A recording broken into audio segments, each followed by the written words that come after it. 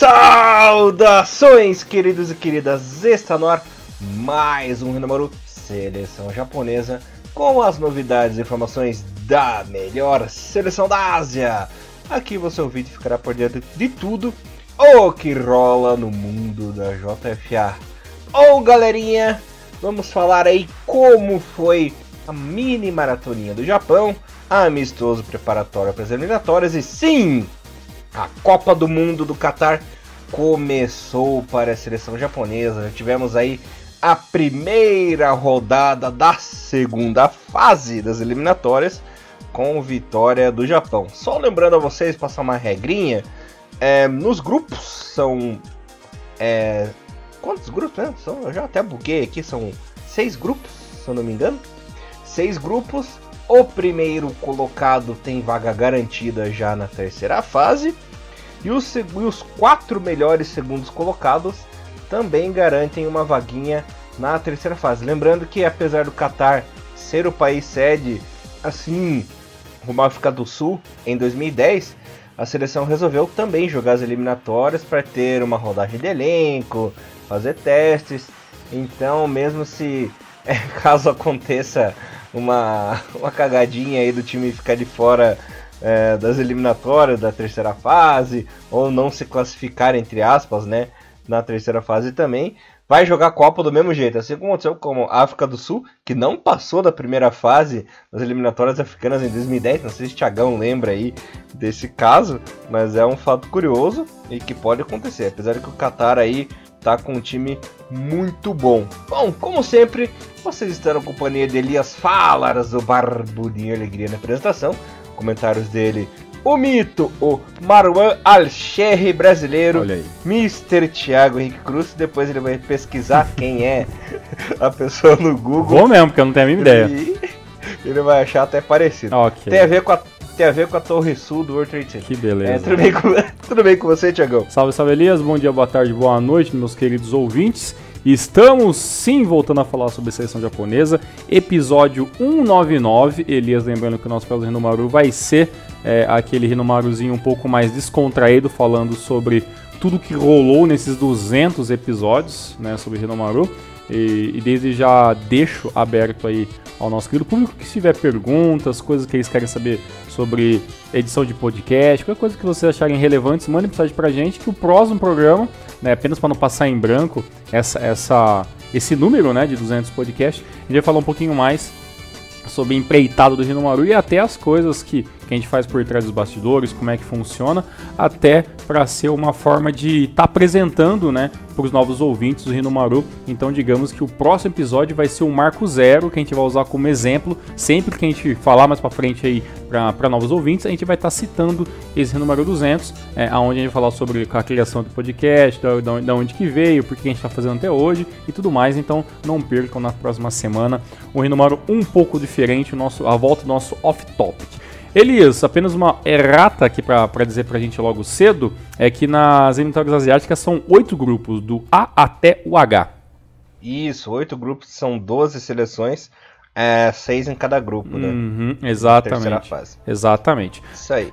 Elias, sinceramente, cara, serei bem sincero com você, também não é novidade que a gente já falou sobre off nisso aí.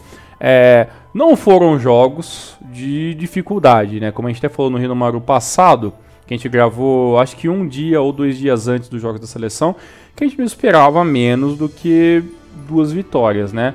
E acho que foi isso que aconteceu. Mas antes de falar sobre a seleção, eu quero abrir um parênteses aqui, nada a ver com nada, porque nem só de futebol japonês vive o homem, e como o assunto também hoje é sobre seleção, acho que cabe falar um pouco isso. Acho que foi ontem, exatamente ontem. Eu estava antes de ontem, não vou lembrar agora, acho que foi ontem mesmo, agora deu uma bugada na minha cabeça na questão do dia da gravação do podcast, mas eu estava lá fui na casa da minha mãe e tal, e lá ela tava zapeando os canais, e ela passou naquele canal Space, né, que eu não sei se você tá ligado, que o Space agora, eles têm um acordo com o Esporte Interativo, né, que fechou e virou um trabalho, virou tipo uma plataforma de futebol, alguma coisa assim. Eles vendem o trampo deles para alguns canais, e o Space é um deles. E tava passando, Elias, Bélgica e Escócia, eu acabei pegando esse jogo do início, já fazia muito tempo, cara, que eu não via um jogo da seleção escocesa. Pra galera que ouve um pouco mais tempo o Hinomaru, eu acho que eu já cheguei a contar sobre isso, né, que a seleção da Escócia foi o futebol escocês, para mim foi apresentado, claro, pelo Nakamura e foi incentivado a mim conhecer um pouco mais pelo próprio Elias, né, que sempre falou muito de Celtic e tudo mais, e aí, por si só, eu fui atrás de Celtic, de Rangers, de Liga Escocesa, e eu acabei caindo da seleção escocesa, acabei gostando, né, dos nomes dos jogadores, né, principalmente por causa de Pro Evolution Soccer 2012, 13, né, que era uma seleção um pouco mais, com alguns jogadores mais icônicos, né, alguns veteranos icônicos, e a seleção da Escócia acabou virando uma seleção que eu e Elias vira e mexe, a gente acaba discutindo sobre o futebol escocês hoje em dia, né. E meu amigo Elias, que situação vive o futebol escocês, né, cara, jogando contra a Bélgica, começando a jogar muito bem o jogo, assim, pressionando a Bélgica que virou uma sensação, né, por causa das últimas Copas do Mundo e tudo mais, e cara, a seleção da Bélgica passeou em cima da Escócia, né, até um assunto que a gente vai falar hoje sobre o jogo de Japão e seus adversários recentes, e é bem triste ver que o futebol escocês, que era um futebol forte e tendia para criar um caminho um pouco mais técnico, né, e meio que fazer esse ponderamento entre um futebol forte e técnico, como por exemplo o futebol inglês, né, em alguns momentos, mas degringolou para um futebol só de força física, só de pressão e muita pouca preocupação defensiva, né, cara? Tanto que os gols da Bélgica, 2 deles foram de contra-ataques, entendeu? Então, tipo, realmente o futebol escocês ele não evoluiu tão bem quanto a gente esperava nisso alguns anos atrás, né, cara? Então, Tiagão, existem 3 grandes tópicos, 3 grandes pilares que vêm agravando aí o futebol escocês ultimamente. O primeiro deles é a falta de incentivo, a falta de dinheiro e patrocínio. A Federação Escocesa não tem injetado tanto dinheiro, não tem mais dinheiro grana, como tinha antigamente, não tem grana, os clubes estão quebrando. O segundo time mais tradicional da Escócia chegou a falir, né? O Rangers chegou a falir em 2012, começou do zero, agora está de volta aí na primeira divisão, nem foi clubista nessa situação, mas enfim, chegou a falir, né? Quebrar, começar do zero. Esse é o fator grana aí importa muito. O segundo fator é o enfraquecimento do futebol escocês, né? O futebol escocês foi engolido pela Inglaterra, tanto os jogadores escoceses quanto principalmente os de fora não tem mais interesse em jogar na Liga Escocesa, tem indo jogadores nem secundários, mas são jogadores do setor terciário aí do futebol europeu, do futebol mundial. É uma liga que, por não ter tanta grana e ter caído muito prestígio, já não chama atenção de bons jogadores, né? Como nós vimos Celtic, Rangers disputando Champions League 10 anos atrás, né? Passando de fase, batendo de frente com o United, Arsenal, enfim, até o próprio Milan, né? Várias forças aí do futebol europeu, coisa que não acontece mais também. E o terceiro fator são os próprios jogadores escoceses simplesmente saírem de bandada, né, do futebol. Eles preferem jogar até a terceira divisão da Inglaterra, porque tem um prestígio maior e tem salários até maiores do que jogar no futebol escocês, né? Então, esses 3 agravantes aí acabam minando o futebol escocês. E tem uma coincidência, e geralmente a Escócia ela vai melhor nas eliminatórias para a Copa do Mundo, né? Eliminatórias para a Eurocopa, eu não sei, acontece uma magia muito esquisita, assim, que o time nunca rende. E faz tempo que não joga uma Copa do Mundo, né? Desde 98. Eurocopa não joga desde 96, se eu não me engano, também. E nesses últimos 20 anos aí que a equipe ficou no ostracismo, não jogou mais nada, nenhum torneio importante, vai caindo mesmo o rendimento, né? É uma pena, né? Um futebol tão tradicional, tão antigo quanto na Inglaterra, né? Você vê, o Rangers era de 1871, o Celtic de 1888, né? Então, foi um futebol que nasceu com os ingleses também, né? São bem contemporâneos, mas que infelizmente nem se compara o futebol inglês com o escocês, né? Eles estão muito à frente, foi um time, uma seleção, uma escola que foi se apequenando, caindo com o tempo, e hoje em dia chega a ficar no terceiro, quarto patamar aí do futebol mundial. Uma pena, né? Como você mesmo disse, era conhecido por ser um futebol muito bom defensivamente, nem isso mais tem. E uma coisa que eu achei incrível, assim, e daqui a pouco eu vou conceituar pra galera que tá ouvindo isso, porque deve estar pensando, poxa, mas por que eles estão falando de futebol escocês?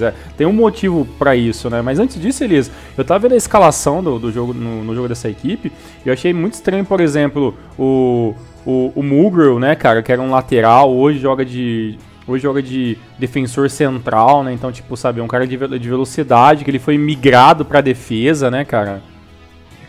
O Mulgrew, na verdade, no começo da carreira dele, ele era zagueiro. Só que ele era um zagueiro... Ele era tão habilidoso que ele foi sendo empurrado pra frente, assim, virou meio campo, virou meia lateral, né, side midfielder, daí foi pra lateral. Enfim, ele é um cara polivalente, assim, tem um pequeno motivo, né, pra isso. Ah, tá, então não foi do nada, que eu até achei, falei, nossa, caramba, nossa, o Charlie jogando de zagueiro, né, cara, ele era lateral, habilidoso, batia falta muito bem, batia escanteio, né, cara, então, e teoricamente não tem mais muitos nomes, né, recentemente a gente ouve-se falar, né, em aspas gigantes, naquele do Scott McTominay lá, que é o jogador do Manchester United, né, e tudo mais lá, e digamos que é a nova, não vou dizer sensação, mas talvez o jogador com maior destaque internacional escocês do momento, né? E você realmente tem um enfraquecimento de nomes até de jogadores de futebol escocês, né? Realmente realmente é bem complexo, assim, né? E uma coisa que eu tava pensando nisso, né? Que assim, vira e mexe que a gente entra no assunto de A-League, entra no assunto como é que desenvolvimento da liga, o que a gente quer ver da liga japonesa daqui a alguns anos e do desenvolvimento do futebol japonês, eu tenho muito medo, assim, de acabar se tornando também um pouco de uma Escócia, assim, né? Que é aquele negócio, né? Quando dois times começam, apenas 2 ou 3 times ganhar, né? Você tem um empobrecimento dos outros times, né? E aí os jogadores que poderiam estar se desenvolvendo nesses times menores acabam muitas vezes sendo ofuscados, né? E eu pegando rapidamente para ver ali os jogadores que jogam na Escócia, os jogadores que jogam fora, tem muitos jogadores da seleção escocesa que jogam na terceira divisão da Inglaterra, realmente, como você falou, País de Gales, né? Times com pouquíssima expressão do futebol europeu, e quando tem algum jogador ou outro da seleção, jogador que joga na Escócia na seleção, obviamente um jogador do Celtic, é algum jogador do Rangers, né? Então realmente tem sabe, meio... não é nem desconectado, né? Mas é meio irreal, assim, que tantos times, né, não consigam levar jogadores para a seleção, né? Então pouquíssimos acabam, né, conseguindo levar jogadores para a seleção. Então, tipo, até entra isso pra gente pensar, né? Quando a gente pensa assim, poxa, é uma pena que time X da J-League não tá ganhando todo ano, que aquele time que é mais caro da J-League não tá vencendo todo ano, né? Então, sabia, tem até o lado bom disso não acontecer, porque a chance do futebol japonês virar muito centralizado em um outro time acabar se tornando um futebol escocês, se não for lapidado da maneira correta, né? Como você falou, né? Um futebol centenário, né, que começou bem mais de 100 anos, já praticamente junto com o futebol inglês. 150 anos. 150 anos, né, tipo, é o berço do futebol junto com a Inglaterra. Alguns dizem que alguns falam na Escócia que até o futebol começou lá e não na Inglaterra, né, então tem essas conversas aí, nessas casas folclóricas aí e tudo mais. E você vê hoje a maneira que tá o futebol escocês realmente é muito triste, meu querido amigo Elias. Uhum. E o Japão, ele é justamente conhecido por essa ramificação, né? Tipo, tem os times grandes ali, a gente sabe, mas sempre as equipes menores têm alguma chance, aprontam, fazem alguma coisinha, né? Os jogadores vão pra seleção, né? Jogador de time, de Júbilo, Wata, por exemplo. É muito parecido até com o próprio Brasil, né? Que acontece aqui. E isso é legal. E não pode perder essa identidade. Com certeza. Elias... perdão, Oi. Pode continuar? Não, só que o que tem acontecido, né? Os jogadores japoneses estão indo cada vez mais cedo pro futebol europeu, né? Isso me deixa... Fico feliz porque são jogadores habilidosos, né? Estão indo jogar fora. Mas também estão abandonando muito cedo aí o futebol local, né? Mas enfim, isso é conversa para outro programa. Exato, até porque nem todos estão dando certo, né? E recentemente a gente pode até usar exemplos como o Sekine, né? E o próprio Deguchi, que os jogadores que saíram cedo bateram lá e voltaram. O próprio Sami, que bateu várias vezes na trave e acabou voltando ao futebol japonês, né? Pois é, então. Bom, Thiagão, falando da seleção japonesa, antes da gente começar na primeira partida contra o Paraguai, só quero dizer a lista completa dos que foram convocados. Ok. No gol tivemos o Kawashima, o Gonda e o Daniel Schmidt. Na defesa, Nagatomo, Yoshida, Hiroki Sakai, Tomiyasu, Uedinha, Hatanaka e Kouki Anzai. Meio-campistas, Haraguchi, Shibasaki, Wataru Endo, Minamino, Junaito, Nakajima, Hashimoto e Takura. No ataque temos o nosso querido Doan, Takefusa Kubo, Yuya Osako, Kensuke Nagai e o Musashi Suzuki. Só falando a listinha destes jogadores. Na partida contra o Paraguai, os titulares foram o Gonda, o Yoshida, Nagatomo, Hiroki Sakai, Tomiyasu, Shibasaki, Hashimoto, Nakajima, Doan, Osaka, Minamino. Entraram uma galerinha aí no segundo tempo, né? Itakura, Nagai, Anzai, Kubo, Ueda e Haraguchi. Falando do jogo agora, parece que a Copa América realmente fez bem para a seleção japonesa, porque nessa competição o Japão perdeu o medo de atacar e ir para cima das equipes sul-americanas, né? Venceu bem a equipe do Paraguai, fez resultado ainda no primeiro tempo com os gols de Osako e Minami, né? Inclusive gols muito bonitos. Nakajima destruiu nessa partida, deitou e rolou, pintou os canecos, até provocou os jogadores paraguaios, né? Fez uma embaixadinha ali no fim do primeiro tempo, onde o Sanabria chegou e deu um carrinho que acabou erguendo o japonês ali, né, Tiagão?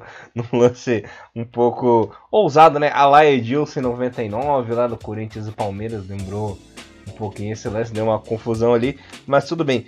O Japão poderia ter até vencer por 5-0 no primeiro tempo, né, que o Doan perdeu ali muitos gols chutando em cima do goleiro Fernandes, foi displicente. Segundo tempo o Japão deu uma quebra de ritmo, né, deu aquela diminuída para não cansar tanto os jogadores. A entrada dos reservas acabou desfigurando um pouco o time, né, Thiago, que estava bem entrosado ali no primeiro tempo. Segundo tempo, pelas mudanças, o time ficou de uma forma diferente, até engrenar, até esquentar o motor demorou um pouquinho, mas um jogo 100% seguro, sem dificuldades. O Japão venceu e tá quebrando a zica de pipocar contra equipes sul-americanas, né? Ter jogado aqui no Brasil, apesar de não ter saído com nenhuma vitória, né? Um joguinho garfado, outro levou azar, no último jogo também levou azar. O time perdeu o medo do continente sul-americano. Pois é, isso é muito bom, obviamente. A seleção do Paraguai é uma seleção de história. É claro que, recentemente, a história do futebol paraguaio também é uma história muito triste, né? Uma seleção que ficou fora de Copa do Mundo mais uma vez. A seleção do Paraguai, eu estava até dando uma pesquisada aqui antes de a gente fazer a gravação de hoje. A seleção do Paraguai, após, né, a eliminação nas eliminatórias para a Copa do Mundo, né, ficou praticamente mais de um ano sem jogar, né, sem se reunir, né. O último jogo da seleção do Paraguai nas eliminatórias foi no dia 10 de 10 de 2017. E depois disso aí foi voltar a jogar em jogos oficiais apenas no mês 3 de 2019, né? Então ficou um buraco muito grande. A gente sabe que também o país o Paraguai também não vive o seu melhor momento financeiro e tudo mais, até que na verdade, sinceramente, um monte de países aqui da América do Sul não vive o seu melhor momento, né? Brasil, a própria Argentina, entre outros. Então isso reflete, obviamente, no futebol também paraguaio. E a seleção do Paraguai também anda tomando vários tropeços, né? Chegou a tomar de 4-2 do México no começo do ano, né? Chegou a ganhar apenas de Guatemala, né? Seleções, hoje mesmo acabou vencendo em amistoso a seleção da Jordânia. Então, assim, apenas jogos de pouquíssima expressão o futebol paraguaio acaba vencendo. Esse empobrecimento, é claro, que ajudou muito a seleção japonesa a jogar como quis essa partida, né? O Japão jogou fácil, como você mesmo falou perfeitamente, um primeiro tempo onde poderia caber 5 ou 6 gols com muita facilidade. Os gols saíram teoricamente rápidos, né, aos 23 e aos 30 minutos. Isso deu um certo medo, né, de tomar uma goleada da seleção paraguaia, e também até deu um pouco mais de displicência, né, para o Japão arriscar alguns chutes, né. Você mesmo falou que o Doan acabou desperdiçando alguns chutes, o Osco também acabou desperdiçando. No segundo tempo, com as modificações, que no total foram 6, né, jogadores que trocaram e acabaram entrando, acabou entrando o Kubo, né, e aí talvez a parte que eu acho interessante, mas ao mesmo tempo preocupante, né, que o garoto é muito habilidoso e rabisca aqui, rabisca dali, né, um futebol bem elétrico, né, que é bem... Não é tão comum hoje em dia no futebol japonês, né? Não são todos os jogadores que têm essa habilidade de fazer vários dribles, então o Kubo faz isso de uma maneira muito, muito interessante. Só que aí começaram a colocar ele para bater falta, né? Meio que começou até a forçar um pouco, acho, ali as chances para ele conseguir fazer o primeiro gol pela seleção. Então eu acho que talvez na cabeça do Moriyasu, quanto antes, né, o Takefusa Kubo fazer o seu primeiro gol, mais rápido ele vai se adaptar à seleção e vai começar a trazer resultados que acredito que é o que se espera dele, obviamente, né? Mas assim, eu acho que as faltas, não sei se era muito a dele, né? Ele bate muito bem e tudo mais, ele bate forte na bola, mas ele teve uma outra falta, se não me engano ele bateu 2, mas a primeira falta ali, que foi até uma falta que passou perto do travessão, eu acho que dali poderia ser um cara que bate um pouco mais cadenciado, tirando do goleiro e tudo mais, mas é isso, né? O Takefusa é essa nova joia do futebol japonês que com certeza o Moriyasu e todos os responsáveis pela JFA vão tentar lapidar da melhor maneira possível, mas foi um segundo tempo tecnicamente muito inferior ao primeiro, né? Até porque o jogo estava praticamente resolvido, então tem muitos problemas. Depois, Elias, do jogo, eu vendo algumas notícias e lendo alguns sites, até vendo algumas entrevistas nas TVs locais paraguaias, é nítido até o desânimo, né, de como foi tratado o jogo, né, e uma das frases que eu mais ouvi, né, dos comentaristas paraguaios falando que foi um jogo onde teve muito de Japão e muito pouco de Paraguai, né, então a seleção paraguaia realmente com um sistema técnico que não funciona. O Japão soube trabalhar muito bem a bola, né? Principalmente pelo lado direito ali, né? Do Nagatomo e do Nakajima, aonde o Sanches e o lateral Escobar acabaram não vendo a bola, tanto que todas as jogadas perigosíssimas, né, do primeiro tempo acabaram sendo pelo aquele lado do campo, lado esquerdo do campo, né? E a seleção japonesa acabou fazendo o que quis, né? Então foram bons jogos, um jogo interessante, mas, né, um adversário que um dia já foi muito forte, mas infelizmente está muito longe de estar no seu auge. Sim, senhor Thiago, e você comentou uma coisa bem curiosa, é que o tempo todo a TV japonesa ficava focando o Kubo no banco de reserva ali, o tempo inteiro, mostrava atenção, ele olhando, fazendo o quê? Querendo entrar, né? Isso, fazendo aquilo, será que ele entra, agora ele vai... Nossa, ele virou um showman ali. Sim, mesmo jogando. Sem dúvida, não tem... E olha quem tá jogando nos times B, né? Imagina quando ele faz o primeiro gol, imagina se com certeza ele vai conseguir subir, pelo menos por uma tentativa para jogar na equipe principal do Real Madrid. Então, assim, a gente tá criando ali o nosso... Talvez o Elias vai me odiar por isso, mas o nosso próprio Neymar. Entendeu? É o Neymar japonês do momento, o jogador que os holofotes está muito focado e tudo mais. Então, assim, eu espero que seja bem lapidado, né? Porque para estragar também um moleque que tem 18 para 19 anos também é 2 palitos, né? A diferença é que ele é humilde, né? Já o Neymar.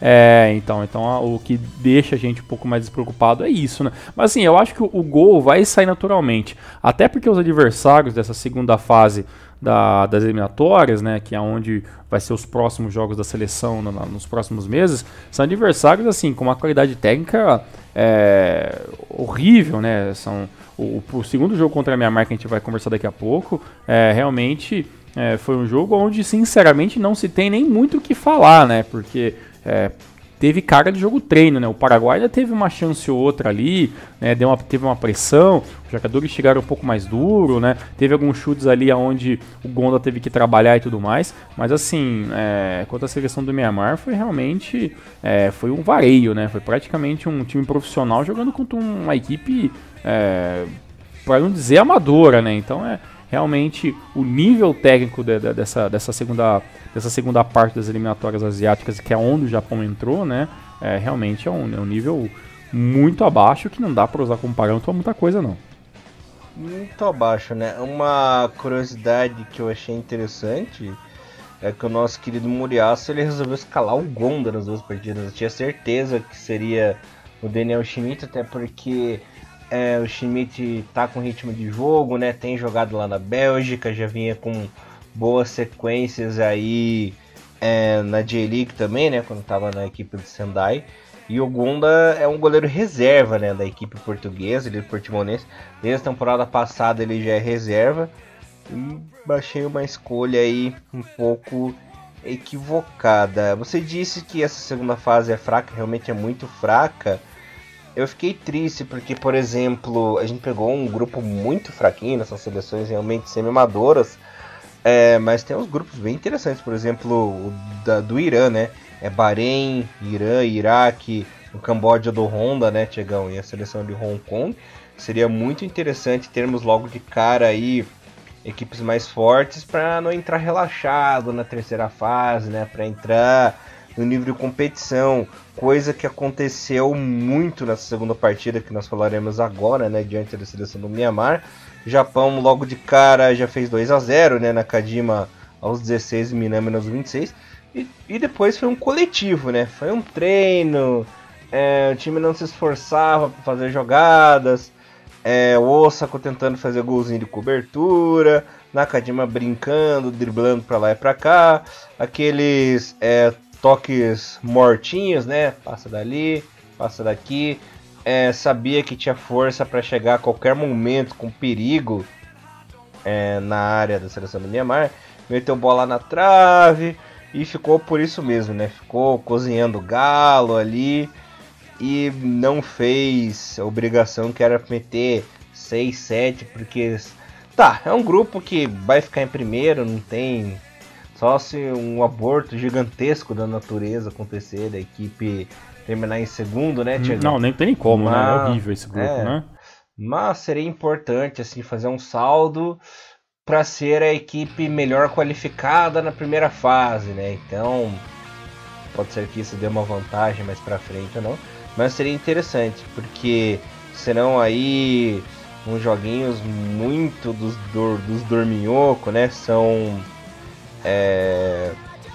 8 jogos, né, Thiago, nessa primeira fase aí. Nossa senhora, vai ser de dormir. Lembrando que a próxima partida do Japão será contra a seleção de Mongólia, né? Saitama Stadium.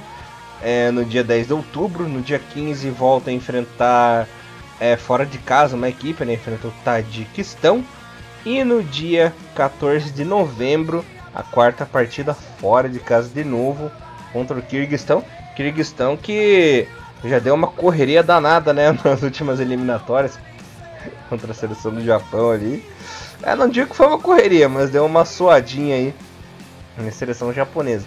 Esses aí são os compromissos da seleção principal do Japão, né, Thiago? Lembrando que temos a Copa do Leste Asiático, mas daí é uma seleção B, uma seleção olímpica e local, né? Nenhum jogador, por exemplo, o Takefusa Kubo não vai poder jogar a Copa do Leste Asiático porque são jogadores de idade olímpica e que só pode atuar na Ásia, né? Então realmente a gente pode esperar né, no final do ano aí uma copinha bem... realmente com jogadores até da J2 até participando e tudo mais, acho que não vai ser assim nada diferente. Você falou sobre a questão de jogar dentro e fora de casa, só lembrando, né, pra gente não esquecer depois, é que o jogo contra o Paraguai foi em Kashima, né, e o segundo jogo agora contra a seleção do Myanmar foi fora do Japão, mas assim, né, o Japão quando joga fora, mas joga com essas seleções menores, é praticamente... Claro, né, ainda tem uma questão de torcida contra, mas é praticamente jogos muito tranquilos, assim, contra a Mongólia, né, Myanmar, então, porque realmente os jogadores japoneses chegam como superstars e tudo mais, né. Você falou do tentativa de chute de cobertura, esse chute foi do Ito no segundo tempo, e foi aí que eu meio que desencanei do jogo, assim, bem sincero pra vocês mesmo, porque o jogo tava fácil, o Japão, no primeiro tempo... teve os gols, mas o Japão tocando a bola curta, lento. A seleção de Myanmar, sinceramente, muito, digamos que, muito responsável em tentar fazer a marcação, mas também, assim, muito abaixo. Eles não conseguiam trocar 2, 3 passes juntos, né? Tanto que a seleção do Myanmar teve apenas um chute a gol toda a partida, né? É um chute que nem foi para o gol necessariamente.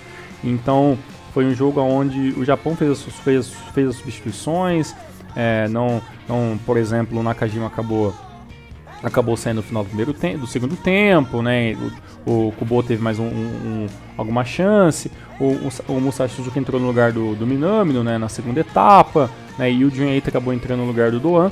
E aí foram essas 3 substituições que, para tentar um pouco mais de movimentação, para ver, né, se esses jogadores, principalmente o Suzuki, né, que não teve chance no primeiro jogo, conseguisse algum tipo de ritmo de jogo. Mas como a seleção de memória é muito fraquinha, muito franzino os jogadores também, você vê que tinha uma diferença muito grande, né? Você via ali, por exemplo, o Nakajima, né? Principalmente o Doa, né? Que ele é baixo, mas ele é muito forte, né? E aí quando você vê jogadores de Myanmar, você vê que realmente há uma diferença até no preparo físico dos jogadores, né? Então, bem, o jogo foi basicamente isso, né? Sobre os jogos importantes, sinceramente, eu acho que o jogo contra a Kirguistão vai ser talvez um jogo que a gente preste um pouco mais atenção, talvez até pela rivalidade do Kirguistão querer jogar um futebol um pouco mais pesado. E sobre o Tajiquistão, que é a equipe que já tem 2 jogos, né? Tanto o Tajiquistão quanto a Mongólia e a seleção do Myanmar já tem 2 jogos, né? Cada uma das seleções começaram a jogar antes e tudo mais. E por ser o Tajiquistão a seleção que está liderando o grupo, né, até porque tem um jogo a mais, acho que vai ser um jogo talvez ali um pouco mais, tecnicamente mais preocupante ali para um Oriaço, mas todos os demais jogos ali serão realmente jogos fáceis e na sua grande maioria chatos, né? Então se vocês quiserem, às vezes, não sei se eu vou acordar cedo, tem jogo ali que talvez vocês podem só esperar o resumo do Hinomaru mesmo e descansarem até mais tarde. Mas é claro, a gente sempre deixa o convite para vocês estarem vendo os jogos da seleção japonesa, mas assim, não levem como parâmetro nada, né? Vai ser uma vergonha se o Japão perder um jogo nessa segunda fase, que assim, esse grupo F, ele beira, infelizmente, o ridículo, né? Não tem como essas seleções sequer pensarem em chegar na Copa do Mundo. É um outro nível, um outro futebol jogando nessa parte B da Ásia, infelizmente, em 2019.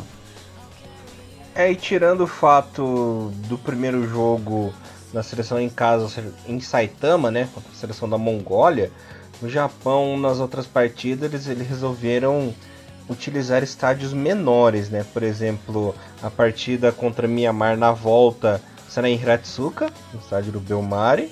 Contra a seleção do Tajiquistão será em Sendai, né? E só fechando a primeira fase contra o Kirguistão será novamente no estádio de Saitama. Achei interessante aí o Japão utilizar esses estádios menores. Até porque com os termos ingleses vai ser mais barato, também não são seleções que também vão chamar públicos também exorbitantes, né? Então assim, acho que é interessante aí jogar nos estádios menores, né? Nos lugares que normalmente a seleção não joga. Eu acho bem interessante e com certeza, Elias, podemos ver nas próximas convocações alguns J-Leaguers voltando, né? Uma seleção um pouco mais mista, porque realmente não vejo dificuldades. Ainda falando sobre a seleção que joga a Copa do Leste da Ásia, só lembrando quem não está muito por dentro do assunto, né? A Copa do Leste acontece alguns, se não me engano, são em 2 anos, né, Elias? Né? Esses jogos com o Japão jogando com o time local. E normalmente, né, não sei se vai mudar, mas normalmente os adversários dessa copinha amistosa China, Hong Kong e Coreia do Sul e Japão, né? Seriam as 4 equipes que